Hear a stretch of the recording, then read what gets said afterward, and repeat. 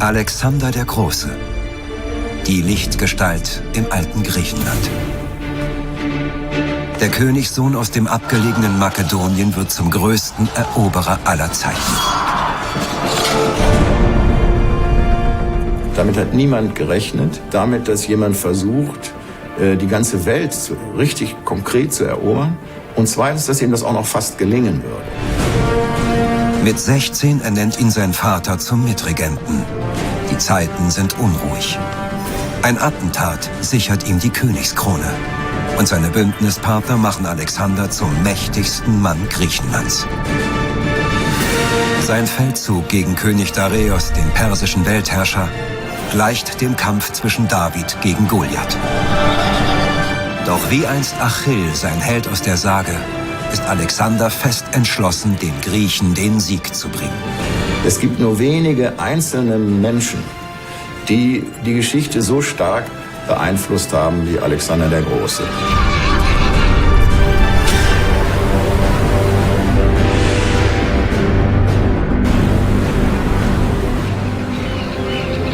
Es ist Frühling, als Alexander die Meerenge zwischen Europa und der heutigen Türkei überquert.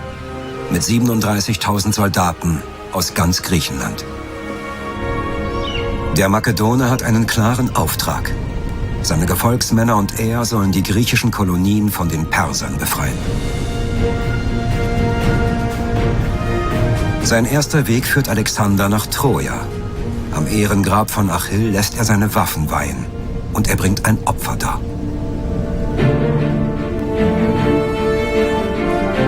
Seit der Kindheit ist der furchtlose Held aus der Ilias Alexanders leuchtendes Vorbild. An Achilles Ruhm will er sich messen. Seine Taten sogar noch übertreffen. Der Befreiungskrieg bietet die passende Gelegenheit. Nur braucht der junge König auch den Schutz der Götter. Durch ihren Segen wird der Rachefeldzug gegen die Perser zur heiligen Mission.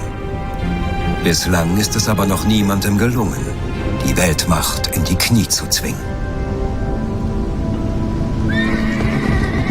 Schon auf ihrem Vormarsch durch besetztes Gebiet versucht eine Streitmacht, die Eindringlinge mit Gewalt zu stoppen. Vergeblich. 334 vor Christus führt Alexander seine Männer am Fluss Granikos zum ersten Sieg. Am persischen Hof in Babylon hat man den Angreifer aus Makedonien offenbar unterschätzt. Nicht das starke Reichsheer, sondern eine Armee aus Berufssoldaten ist dem Feind entgegengetreten. Großkönig Dareios hat auf sie vertraut. Ein Fehler, wie sich herausstellt. Mein König, ich bitte um Vergebung für die schlechte Nachricht, die ich dir überbringen muss. Alexander hat gesiegt. Wie ist das möglich? Alexander hat zwar viel weniger Soldaten als wir, aber er geht taktisch äußerst geschickt vor und das nicht nur auf dem Schlachtfeld. Wie meinst du das? Er verspricht eine demokratische Verfassung nach dem Vorbild Athens für jede Stadt, die ihm kampflos die Tore öffnet. Und er verspricht allen, dass sie dir keinen Tribut mehr zahlen müssen. Ist das so? Ich habe gehört, er herrsche in Makedonien selbst wie ein König. Von wegen Herrschaft des Volkes. Das ist alles Unsinn. Also, was will er wirklich? Die Griechen wollen Rache nehmen für die Zerstörung Athens und die Besetzung Kleinasiens. Alexander aber will noch mehr. Und was?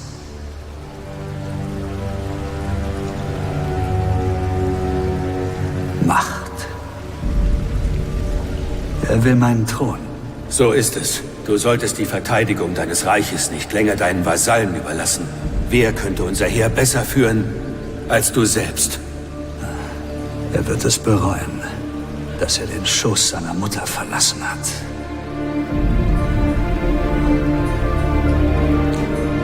Sammle unsere Truppen. Sag ihnen, ihr König zieht in den Krieg. Die Macht des Perserkönigs reicht von den Grenzen Griechenlands und dem alten Ägypten bis weit nach Osten, über den Hindukusch bis ins ferne Indien, ans Ende der damals bekannten Welt. Sein Imperium umfasst 3 Kontinente. Mitten im Herzen des Reichs liegt Persepolis, im Süden des heutigen Iran. Persepolis ist zugleich auch das religiöse Zentrum der Perser. Selbst nach über 2000 Jahren vermitteln die Paläste und Tempel noch immer einen Eindruck von der Machtfülle ihrer Erbauer. Reliefs zeigen die vielen Nationalitäten des Riesenreichs. Insgesamt 28 Völker.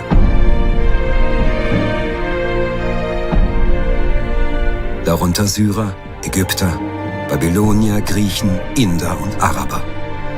Sie alle sind angetreten, um dem Regenten zum Neujahrsfest kostbare Geschenke zu bringen. Für viele sind die Perser ein Vorbild. Sie haben eine politische Ordnung aufgebaut, die ein friedliches Zusammenleben der Länder ermöglicht. Doch es gibt auch Widerstand gegen die Fremdbestimmung, auch von den griechischen Kolonien. Vor ihnen kann Alexander fast immer als Befreier auftreten.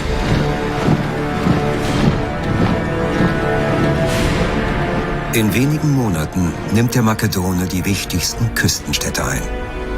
Und er kontrolliert bereits weite Teile der heutigen Türkei, als er in Gordion sein Winterquartier aufschlägt. Im Tempel bestaunt er den vielgerühmten Wagen des Phrygerkönigs Gordios.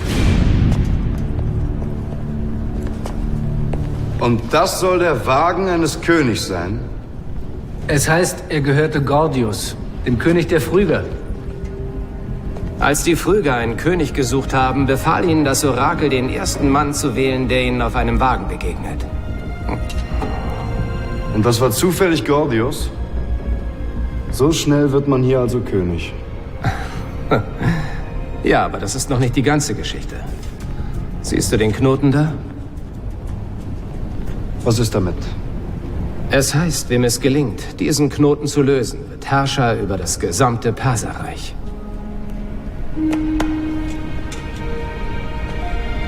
Der Knoten scheint weder Anfang noch Ende zu haben.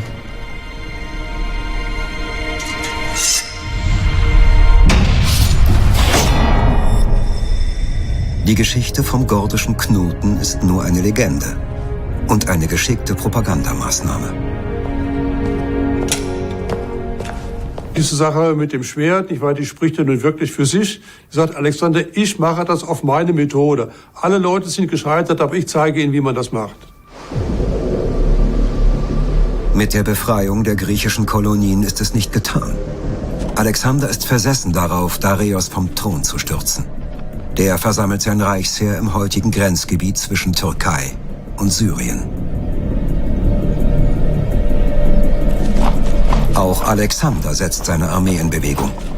Doch beide Streitkräfte ziehen aneinander vorbei, ohne sich zu bemerken. Plötzlich stehen die Perser im Rücken und versperren ihm den Fluchtweg. In Issos kommt es zur offenen Schlacht.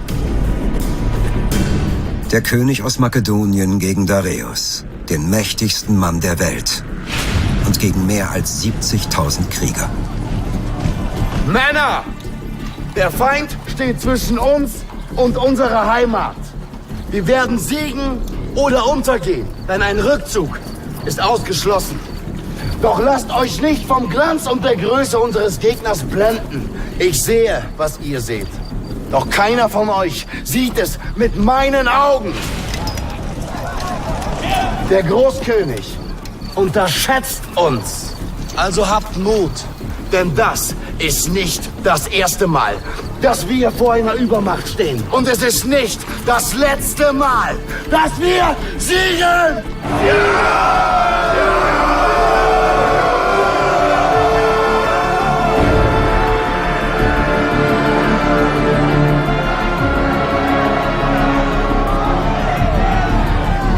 Großkönig Dareios glaubt an ein leichtes Spiel. Er baut auf die zahlenmäßige Überlegenheit seiner Armee. Der Anführer der Makedonen ist vor allem wagemutig und setzt auf die Schnelligkeit seiner Kavallerie.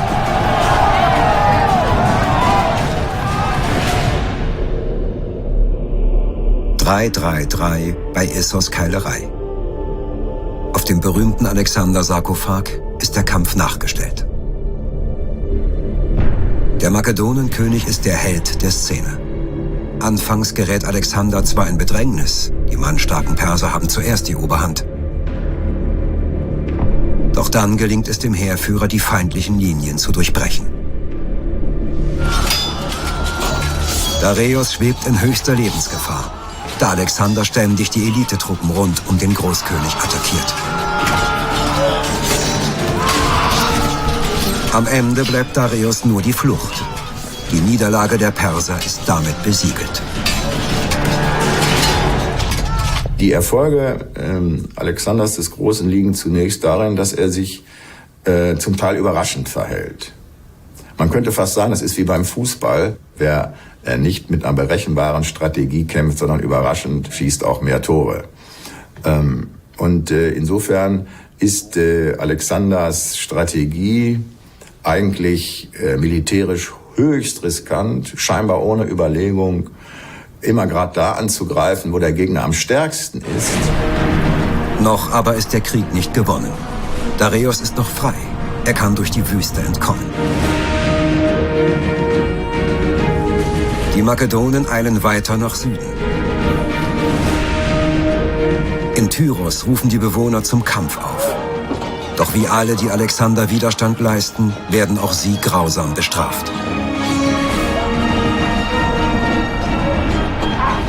Die meisten Verbündeten der Perser aber feiern den Makedonen als Befreier. Auch die Ägypter empfangen ihn mit offenen Armen. Ihre Fehde mit der Weltmacht dauert schon viel zu lang.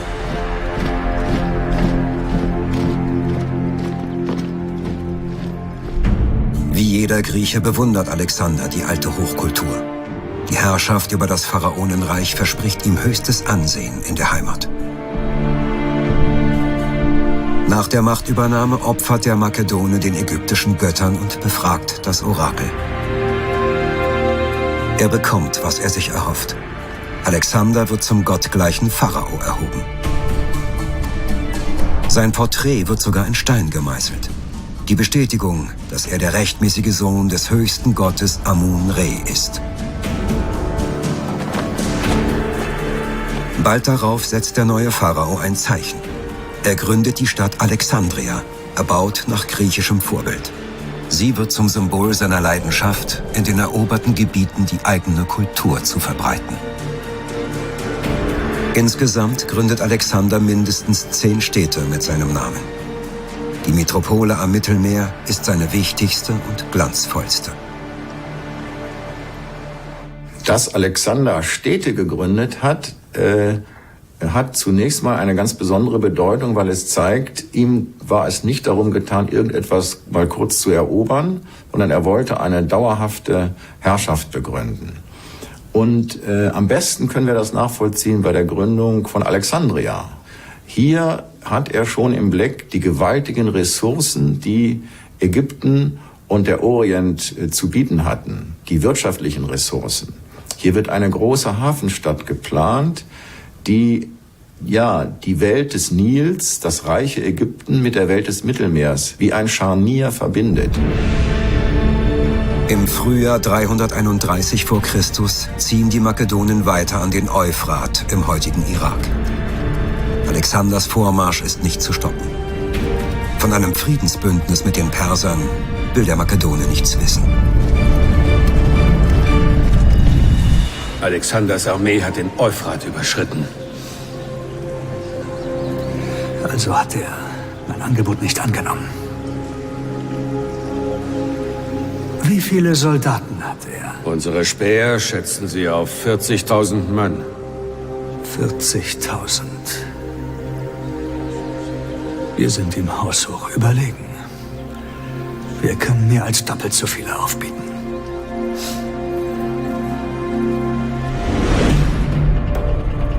Im September überqueren Alexanders Truppen auch den Tigris. Bei Gaugamela erwartet ihn Dareios. Dieses Mal hat der Perserkönig das Schlachtfeld sorgfältig ausgewählt. Eine weite Ebene, in der sein Reichsheer groß aufmarschieren kann. Den Quellen zufolge übertrifft die Streitmacht der Perser alles, was Alexander bisher gesehen hat.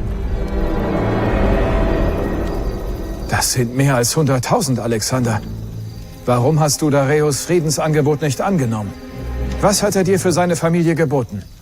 Alle Länder westlich des Euphrats und 10.000 Talente. Nicht mehr, als wir uns bereits genommen haben.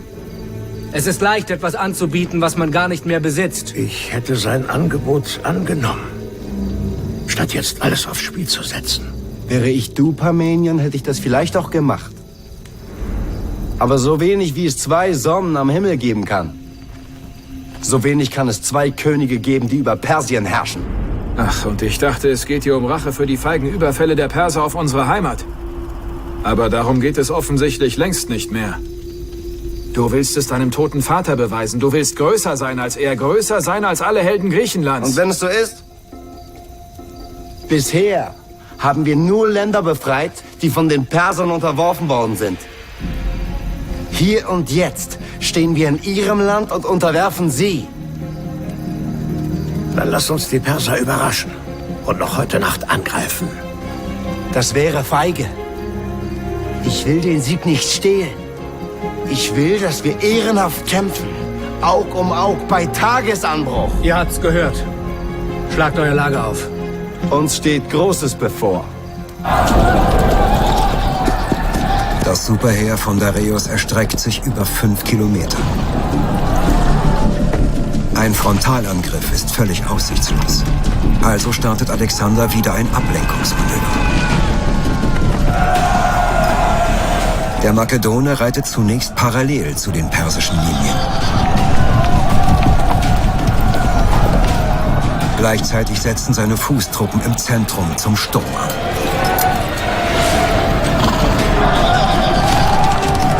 Die Perser sollen glauben, dass er über die Flügel angreifen will. Dabei lockt Alexander seine Gegner nur so lange hinter sich her, bis ihre Front auseinanderreißt. Dann macht er mit seiner Kavallerie eine plötzliche Kehrtwendung.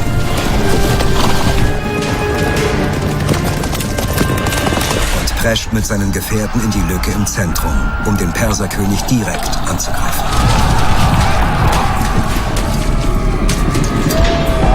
Und auch dieses Mal greift der Makedonenkönig auf die Strategie von Issos zurück. Unermüdlich attackieren er und seine Männer die Truppen rund um den Großkönig.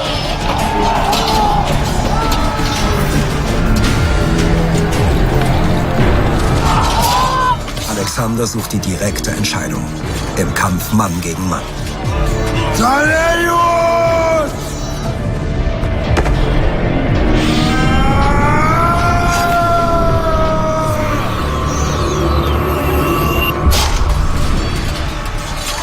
Los! Dareios überlässt seine Truppen dem Schicksal. Sie kämpfen bis zum bitteren Ende. Alexander! Mein Vater braucht dich an der linken Flanke! Sonst stürmen die Perser unser Lager! Das kann doch nicht wahr sein, diese alte Narr! Dareios! Durch Dareios erneute Flucht ist die zweite große Niederlage der Perser besiegelt. Es ist das Schlusskapitel seiner Herrschaft. Noch auf dem Schlachtfeld lässt sich Alexander zum neuen Großkönig ausrufen. Und sein Ruf als Friedensbringer eilt ihm voraus. Der Sieg in Gaugamela zeigte der persischen Öffentlichkeit, dass auf die persische Militärmacht nicht mehr zu vertrauen war. Alexander musste ja keine von den großen persischen Städten erobern. Babylon hat ihm die Tore geöffnet. Susa haben die Tore geöffnet. Ekbatana hat ihm die Tore geöffnet. Komm rein, nicht wahr? Hier hast du die Schätze. Als Weltherrscher trifft Alexander in Babylon ein. Seine Ankunft gleicht einem Triumphzug. Babylon ist schon 200 Jahre fest in der Hand der Perser. Damals hat die Großmacht die schönste und größte Metropole des Orients kurzerhand zu ihrem zweiten Regierungssitz ernannt.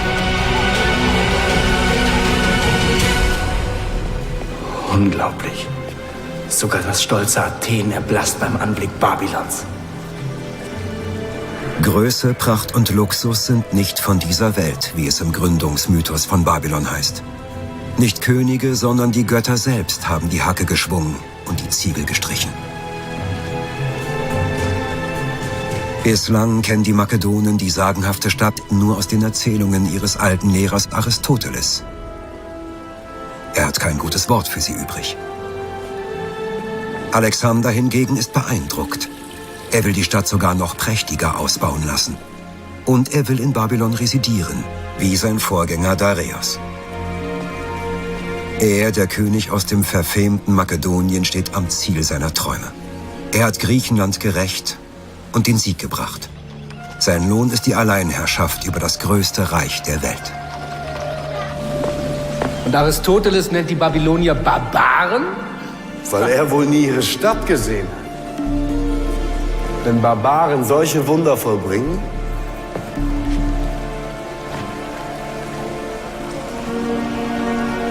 dann will ich gern ihr König sein.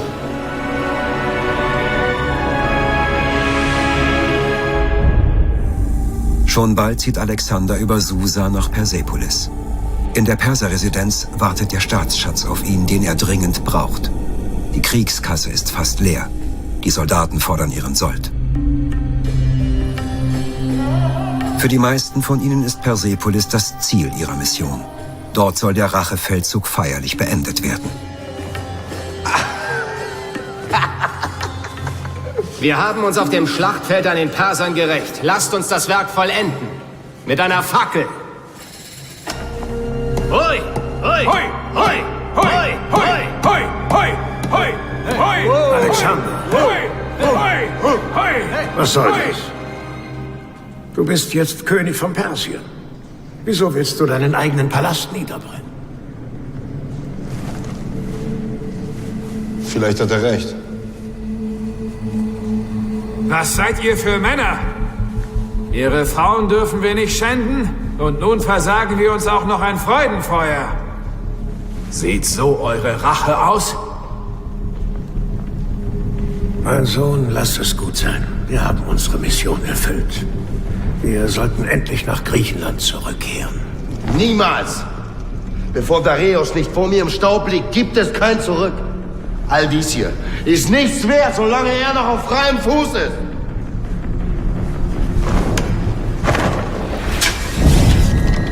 Das Gelage endet in einer Katastrophe. Der Palast brennt fast völlig nieder. Was von den Flammen verschont bleibt, erbeuten die Soldaten.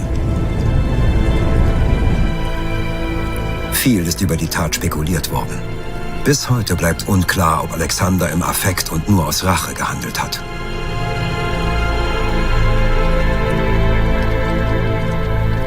Es gibt einen in der Literatur immer übersehenen möglichen Grund. Alexander wollte ja nicht Persepolis, sondern Babylon als Hauptstadt haben. Und dann war natürlich ein zweites Zentrum, ein Gefahrenherd, dass sich da ein Gegenpol bildet.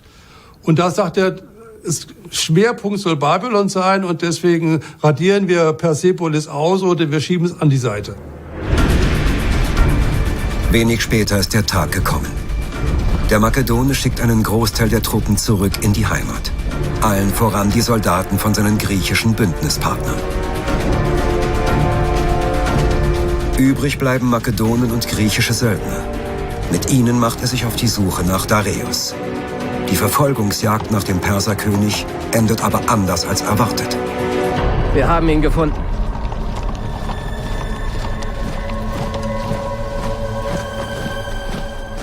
Nach Alexanders Sieg in Gaugamela hat Dareios nicht nur sein Weltreich verloren, sondern auch sämtliche Unterstützung. Er wird verraten und aus dem Hinterhalt umgebracht. Von den eigenen Leuten. Er ist tot. Jetzt hast du, was du wolltest. Es ist Zeit, umzukehren. Ein König soll durch die Hand eines Königs sterben. Seine Mörder stellen nicht nur seine, sondern auch meine Herrschaft in Frage. Sie müssen bestraft werden. Es reicht, Alexander. Du bist König von Persien. Was willst du mehr? Hätten du und dein Vater in Gaugamela mehr Mut bewiesen, so wäre Dareios durch meine Hand gefallen. Ohne uns wärst du nie so weit gekommen. Mach nur weiter so, dann wirst du genauso im Staub enden wie Dareios. Willst du mir drohen? Schweig oder ich vergesse mich! Es reicht. Keiner stellt mich in Frage. Weder Freund noch Feind. Das ist nicht das erste Mal, dass Philotas sich gegen mich auflehnt. Aber diesmal ist er zu weit gegangen. Philotas ist ein Hitzkopf. Er hat mir sogar verschwiegen, dass meine Soldaten sich gegen mich stellen. Und jetzt weiß ich auch warum. Er ist der Drahtzieher hinter diesem Komplott. Doch das wird ihm nichts nützen. Ich werde ihm zuvorkommen. Alexander, wir kennen uns seit Kindertagen. Wir müssen zusammenhalten. Soll ich warten, bis er mich umbringt, damit ich Gewissheit habe? Er hat gedroht, mich zu töten. Und das ist Hochverrat. Darauf steht der Tod. Alexander macht mit Philotas kurzen Prozess. Er lässt den General und Jugendfreund brutal foltern und hinrichten. Eine Warnung an alle. Ganz gleich, ob Soldat oder engster Vertrauter. Die Botschaft verfehlt nicht ihre Wirkung.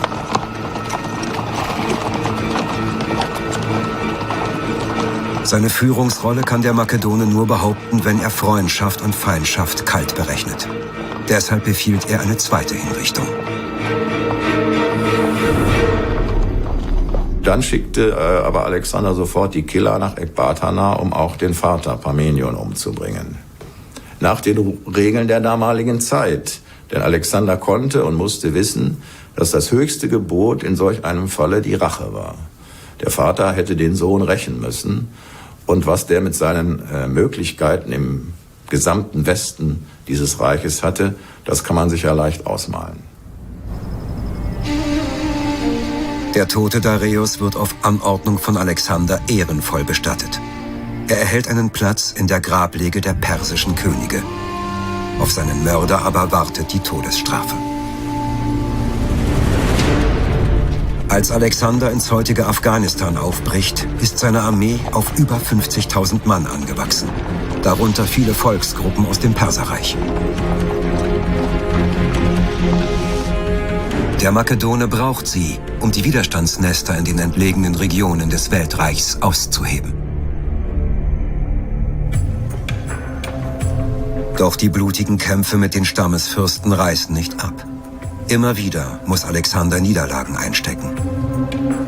Dann aber fällt dem Feldherrn eine junge Prinzessin in die Hände. Er nimmt sie gefangen. Es heißt, Alexander habe sich auf den ersten Blick in die schöne Adlige verliebt. Ihr Name ist Roxane, kleiner Stern. Alexander macht sie offiziell zu seiner Frau.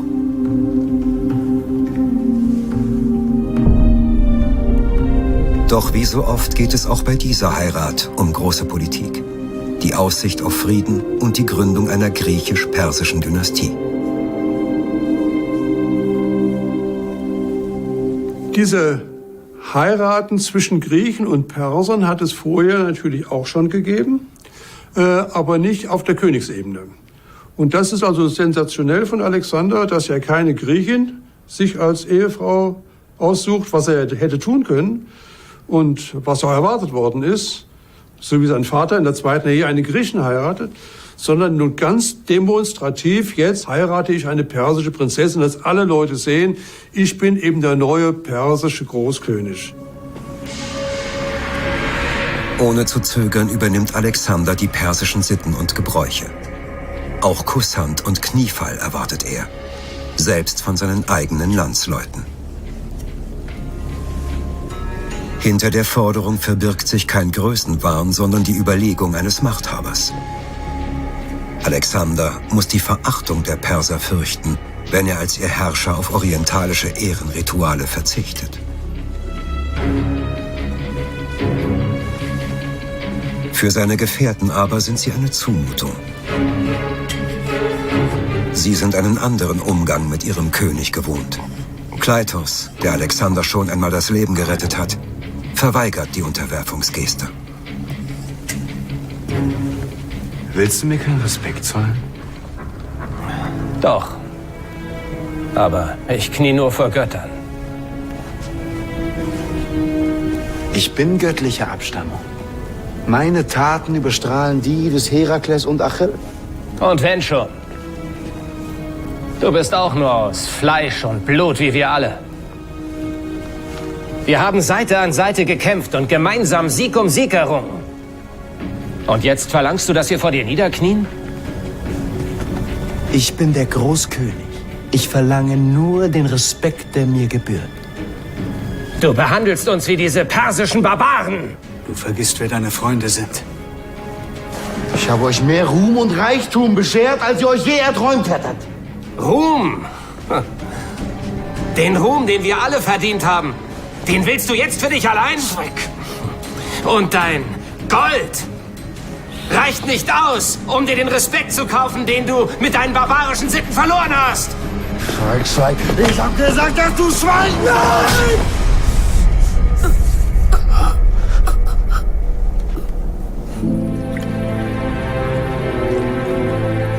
Ein Mord aus Leidenschaft. Geschehen während einer der berühmt-berüchtigten Trinkgelage der Makedonen. In einem Streit um Rang und Ehre gehen Alexander und Kleitos aufeinander los. Wahrscheinlich im Rausch.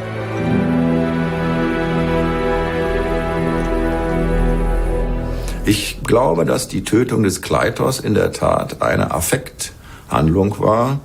Die beiden waren sich persönlich ganz eng verbunden. Kleitos gehörte zu den engsten Freunden. Und ich denke, in dieser Rage tötete Alexander den Kleitos, was er dann hinterher ernüchtert, zutiefst bedauert hat. Aber der Mensch war tot. Nur wenige Wochen später scheint alles vergessen zu sein. Und bald darauf ist der Herrscher schon wieder auf Erkundungstour. Er hat von einem alten Bergpass gehört, den auch Händler benutzen. Alexander verfolgt seit langem den Plan, sein Imperium weiter nach Osten auszudehnen. Die Route soll ihn über die Grenzen des heutigen Afghanistan führen. Seine Leute hat der Makedone darauf eingeschworen, ihm zu folgen, auch bis ans Ende der Welt. Dorthin, wo noch kein Grieche je war.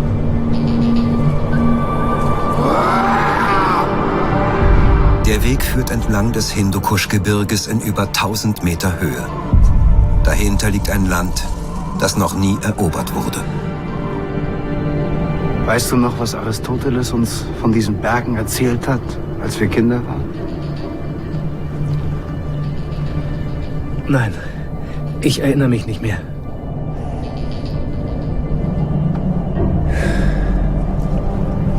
Er nannte sie Gipfel, die kein Adler überfliegen kann.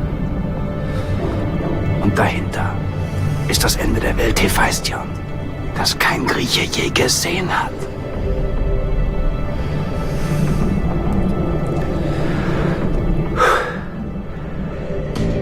Ich gebe Befehl zum Abmarsch bei Tagesanbruch. Gegen Mittag sollten wir den ersten Pass bezwungen haben.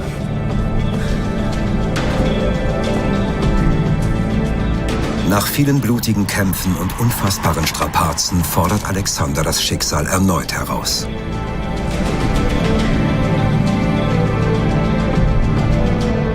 Spätestens dann, wenn das Perserreich erobert ist, allerspätestens dann, kann man sagen, gut, jetzt ist Griechenland gerecht. Aber der spannende Punkt ist der, dass Alexander dann nicht bremst und dann nicht umdreht. Das ist den Zeitgenossen schon rätselhaft erschienen, die der Meinung waren, es sei Pothos, die Sehnsucht, die Alexander antriebe. Das Ende der damals bekannten Welt. Die Griechen glauben, es liege in Indien. Das exotische Wunderland soll direkt an den Weltozean stoßen, der um die ganze Erde fließt. Doch der Globus ist viel größer, als die antiken Gelehrten immer vermutet haben. Angeblich wagen 135.000 freiwillige Soldaten den gefährlichen Weg über den Khyber-Pass nach Indien. Das Hauptheer ist inzwischen mehr als doppelt so groß wie zu Beginn des Feldzugs.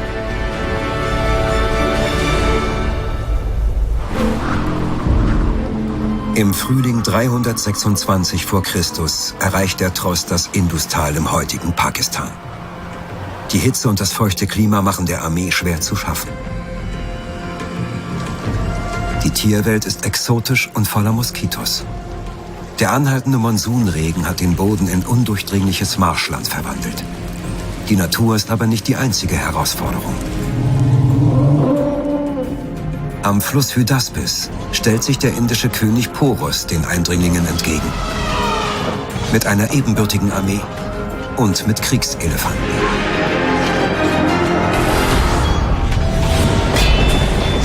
Das Gemetzel ist blutig und steht lang auf Messers Schneide. Am Ende können die Eroberer aus dem Westen den Sieg für sich ausmachen. Es ist die letzte große Schlacht, die sie schlagen.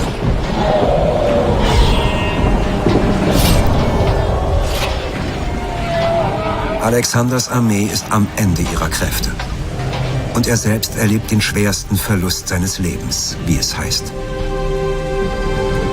Bukephalos, sein geliebtes Pferd, ist aus Erschöpfung gestorben. Sein Tod soll Alexander das Herz gebrochen haben.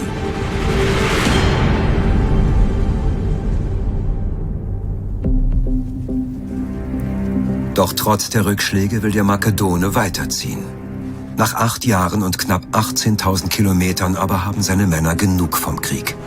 Sie meutern und wollen endlich zurück nach Griechenland. Und? Wie hast du dich entschieden? Wir sind so kurz vom Ziel, Hephaistion. Das Ende der Welt. Wir können es mit eigenen Augen sehen. Das ist eine Heldentat, die keiner jemals übertreffen kann. Unsere Namen werden unsterblich sein. Ich verstehe dich, Alexander. Und du weißt, ich bin dir treu gefolgt. Aber ich sage dir jetzt, du wirst deine Männer nicht davon abbringen können, umzukehren. Sie werden sich gegen dich stellen, wenn du sie zwingst. Sie sterben lieber hier, durch deine Hand, als dir ans Ende der Welt zu folgen.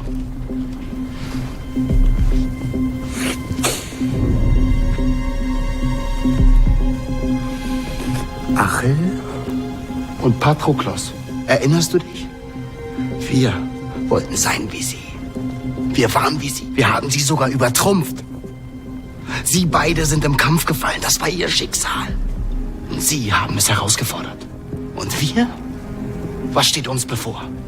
Ein Leben am Hof, umgeben von Schmeichlern und Speichelleckern, im weichen Schoß edler Frauen und auf langweiligen Jagdausflügen? Das ist es, was uns am Hof bevorsteht, Hephaistion. Willst du das? Alexander! Du bist der Herrscher eines Weltreichs. Du hast es vom Rücken eines Pferdes aus erobert. Aber du kannst es nicht vom Rücken eines Pferdes aus regieren. Du kannst nicht ewig Krieg führen. Und wenn du das tust, wird dein Reich nicht von Dauer sein.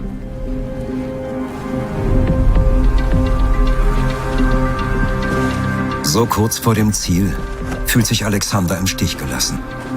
Doch schließlich befiehlt er den Heimmarsch. Wenn Sie 70 Tage lang täglich Regen haben, dann haben Sie keine Lust mehr weiter zu marschieren. Und dann hat Alexander ja diese geniale Idee, dass er sich erst verschließt in seinem Zelt, er trotzt, Sitzstreik. Und dann, wie er merkt, die Leute geben nicht nach, werden die Götter befragt. Und die Götter werden befragt durch die Priester. Und die Priester wissen, was die Götter wollen. Und die Priester sagen, tut mir schrecklich leid, König, die Götter sind dagegen. Dann sagt Alexander, wenn die Götter das nicht wollen, dass ich weiter, dann muss ich zurück. Für den Rückzug wählt er allerdings eine neue Route. Er selbst fährt mit einer Flotte auf dem Indus bis zum Indischen Ozean. So hat er doch noch das Ende der Welt erreicht. Dann teilt er die Armee. Die Schiffe sollen den Seeweg nach Persien erkunden. Alexander aber nimmt mit seinen Truppen den Landweg. Die Soldaten müssen durch eine der unwirtlichsten Regionen der Erde. Der Zug durch die gedrosische Wüste wird zum Todesmarsch. Als Alexander endlich in Babylon ankommt, hat er mehr Männer verloren als in jeder Schlacht.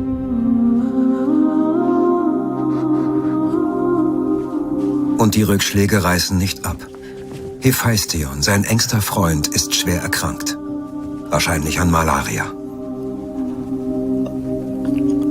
kannst mich jetzt nicht alleine lassen. Komm, wir haben noch viel vor. Ich bin Patroklos.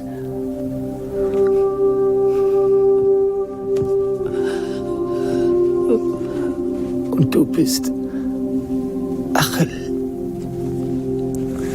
Ich muss vor dir sterben, mein Freund.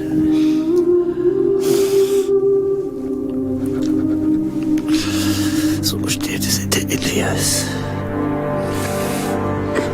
Doch anders als in der Sage ist Hephaistion nicht auf dem Schlachtfeld gestorben. Der gemeinsame Traum vom Ruhm durch den Heldentod hat sich nicht erfüllt. Die Trauer um seinen treuen Gefährten nimmt überwältigende Ausmaße an. In Babylon lässt er 3-tägige Leichenspiele ausrichten, so wie es Achill für Patroklos getan hat.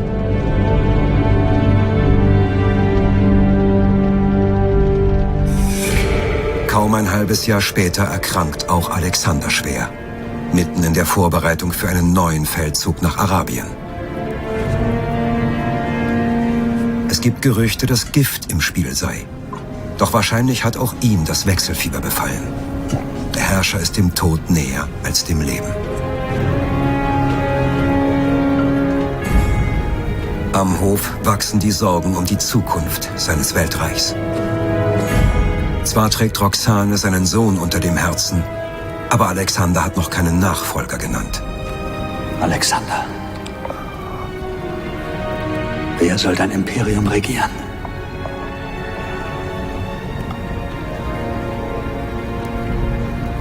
Der Mächtigste unter euch. Am 10. Juni 323 vor Christus stirbt Alexander der Große. Über die Nachfolge bricht in Griechenland ein erbitterter Streit aus. Das Imperium, das er geschaffen hat, zerfällt innerhalb weniger Jahrzehnte.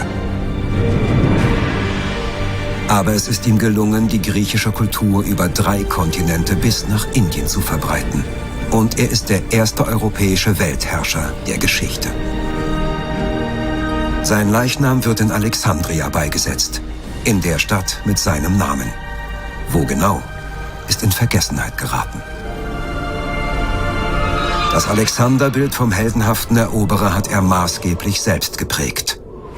Den Ehrentitel der Große verleihen ihm aber erst die Römer. Seine Legende schreiben andere fort, über Generationen und Grenzen hinweg. Was bleibt, ist die Faszination für einen Menschen, der die Welt verändert hat.